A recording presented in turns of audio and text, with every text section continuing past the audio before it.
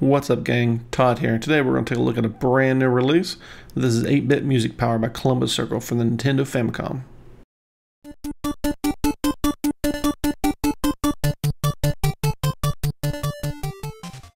Since Columbus Circle is only releasing 1,000 of these cartridges, this is something that probably every Famicom fan will want to have in their collection.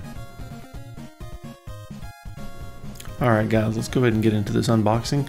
I have to apologize ahead of time, my hands are a little on the dry side and you'll notice that in the video. First thing I notice is the colorful artwork on the package. This is very reminiscent of what you would classically see with Famicom cartridges. I first got the email from PlayAsia back in late November, very early December about the pre-order for this cartridge that was coming up. And after taking a look at the initial little video they showed with some samples, I just had to have it. It looked basically like if you're used to the 8-bit and 16-bit Commodores and Ataris, Amigas, Commodore 64C and stuff like that. Basically, this is very reminiscent of it. If you grew up during that era, basically it's like a floppy disk based music disc, except instead of being on a floppy disk, it's on a cartridge. Looks very reminiscent of what we would have saw back in the day on, say, a Commodore 64. Lots of pretty colorful graphics, dancing scopes, cool 8-bit tunes, stuff like that, so that's pretty cool. The way this is packaged is pretty much just like what you'd see with a traditional Famicom cartridge. Little paper manual, plastic bag.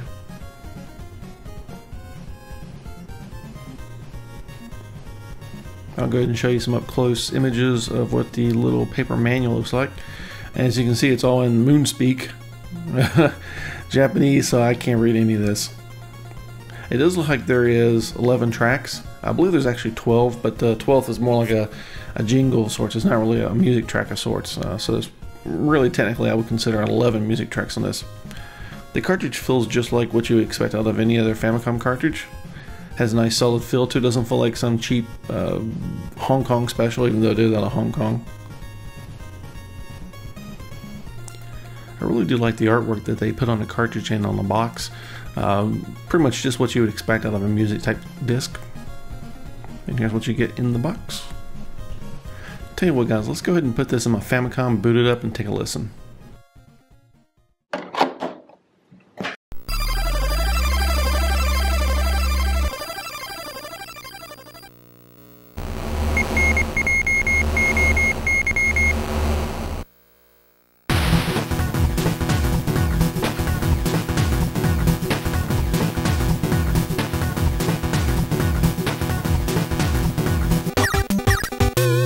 Alright guys, I'm going to dive into the menu here a little bit and jump into the options. From here there's a couple things you can pick from. The top one is what's basically just a very simple collection type game where you collect things that are falling.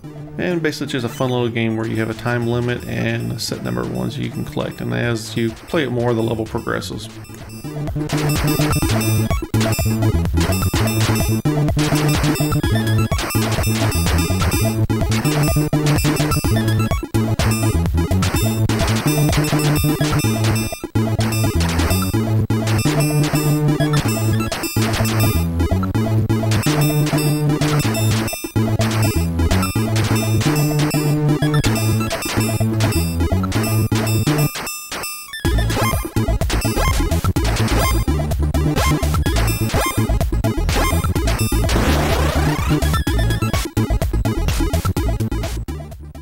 Next up in the options menu, we have a very simple demo.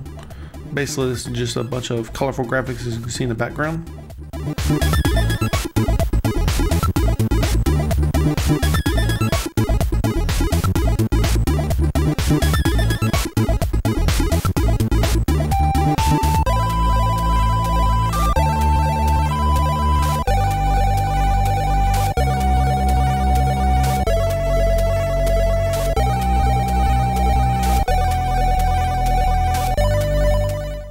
Next up in the options menu is graphics. Essentially this is just a slideshow of the different graphics used throughout the music cartridge. I'll go through a few of them here.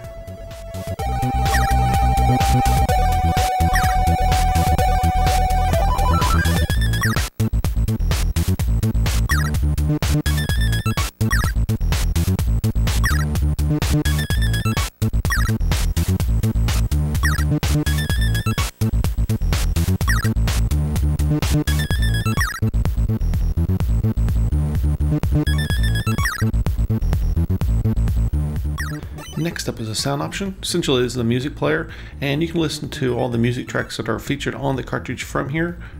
I'll go ahead and let you listen to probably about 15-20 seconds of each track.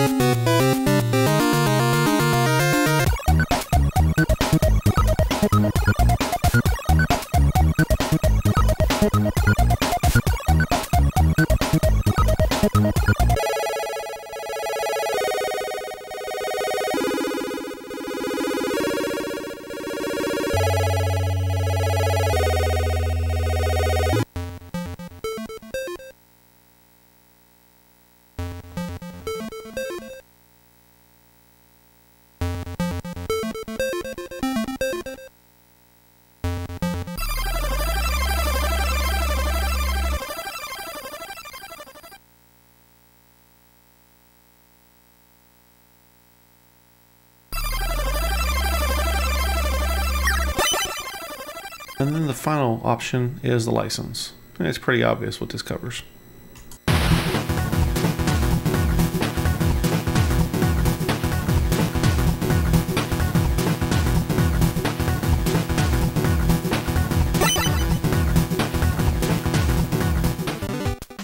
And if you remember from the main menu, we actually picked option. You can also pick the play music, which will take you into an alternative music player. And you can go through and listen to all the same tracks from here. And any one of these you click on will take you into a very similar player as we saw earlier, the same little graphical player.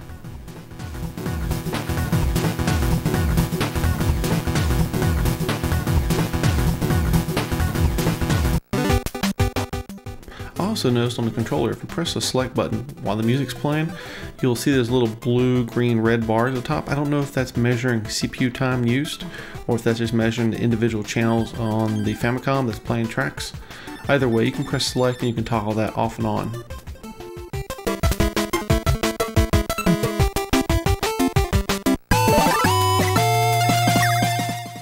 And the last option is how to play, which is essentially a controller guide. I guess I should have done this one earlier in the video, but c'est la vie. Well guys, I guess that about wraps this video up. If you're interested in purchasing this cartridge, you should head over to PlayAsia, and the link I'll leave down in the description of the video. It only runs about $30 plus shipping. If you enjoyed this video, please consider subscribing and leaving me a thumbs up. Feel free to leave a comment below. And as always, I'll see you guys in the next video.